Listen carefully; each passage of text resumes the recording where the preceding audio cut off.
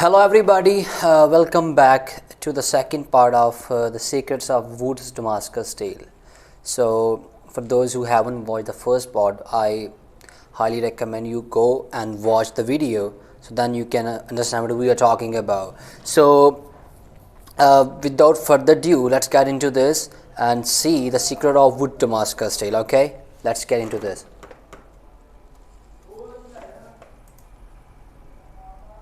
There's some pretty good pieces in there.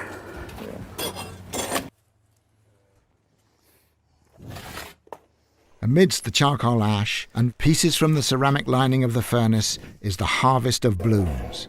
These are the prize. And what a prize they were! Blooms from the Jordanian ore were sent off for analysis at the laboratories of Nucor Steel, analysis that yielded surprising results. Samples of the Wade ore had previously been sent to London for analysis. They showed a high iron content, so the team knew they were working with a good ore. But there was something else that Dr. John Verhoeven was looking for, something that was the secret for producing Wootz Damascus.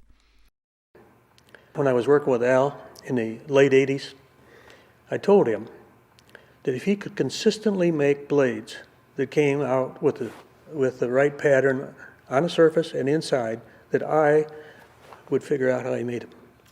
I would figure out the secret of how it worked. Well, we started working on that in '89, and we didn't figure it out till '96. And I was a little bit embarrassed about how long it took me. It took a long time. Dr. Verhoeven systematically analysed and compared samples from both antique blades and the blades that Al was making, searching for the clue to Wootz Damascus. And I thought for sure it was due to impurities. We analyzed the steels, and we found that they had manganese, sulfur, phosphorus, and a few other impurities in them. But we didn't analyze for impurities that were present below about 0.1%. because I didn't think they'd be important.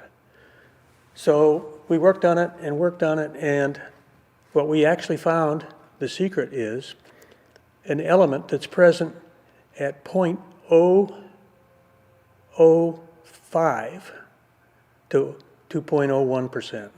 And that element is vanadium metal.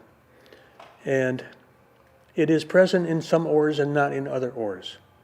When it is present in that ore that you're using to make the Wootz cake from which you make the blade, you're going to have a very good chance of getting a pattern on the forged blade. If it's not present, you're not going to get it. It was pretty fortuitous that some of the early smiths were using ore that had vanadium, and when they did, they had a much better chance of getting a good pattern. When they didn't, they had usable steel, but it couldn't get the beautiful pattern. Al ground a bloom from the Jordanian ore to give a clean surface for analysis by a spectrograph, a machine that detects what elements are in a material. He sent me a piece of that metal in which we found 0.008 to 0.001 vanadium, which is right on the money for making Wootz steel or the old Damascus steel. This was an extraordinary discovery of great significance. It means that Jordan's Wade mine, situated less than 100 miles from Damascus, yields ores that have the capacity to make an indigenous Wootz, a true Damascus Wootz. And if Damascus smiths could produce their own, they may have relied less on imported Indian Wootz than previously believed. And so it is not surprising that the great Salah ad-Din had Ajloon Castle. They keep talking about India, because I think the first few actual authentic Wootz Damascus steel were made in India, South India. I think Hyderabad, somewhere like there, in this area. Built to defend the Wade mine. It may be that this was the source of the best swords ever produced. An important difference between Wootz and other pre-modern steels is that during its manufacture, it is taken to a fully liquid state. This is done in a crucible. Yeah, this is one of the big, I would say the big difference between a pattern welded and the Wootz Damascus. because this one was made by a different technique. The Wootz Damascus steel was made by different materials being melted together, and that's the basic concept behind the Wootz Damascus steel. And when you get into pattern belts in modern days blades, let me try to show you one of our from JW SteelCrafts what I'm talking about. So let me see if I can get one for you. So for example, here's one of the chef chopper knife, which is made in pattern welded Damascus steel. This blade has made in different process, not by melting it like he mentioned, and it's not Wootz Damascus. It's a pattern welded modern day Damascus steel by doing acidic etching and things like that. So this one being made from forging the blade, for those who don't know. So two materials just combined together in a high temperature, and that's how things goes. That's the basic concept behind this pattern. So let's just continue. A ceramic container that can withstand incredibly high temperatures, and in a furnace that is able to achieve those high temperatures. This produces a small cake of exceptionally clean steel, the melting process having caused all the impurities to float to the top.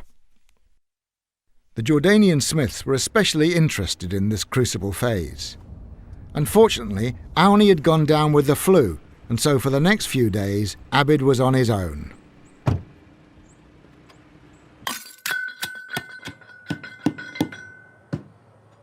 The crucible requires several ingredients.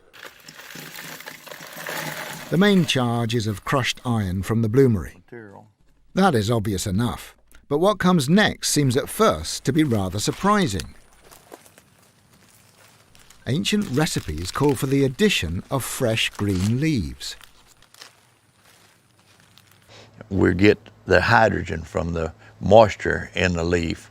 If you have any kind of a moisture content in there that you... That's very interesting part, just so you know. They're actually adding leaves in this materials to just get a hydrogen.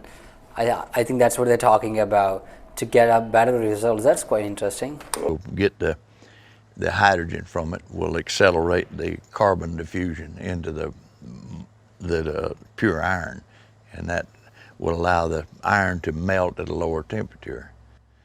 And it takes time for that to happen. The hotter it is, wow, that's quite... the hydrogen there still accelerates it, so it can lower the melt point by a couple of 100 degrees Celsius.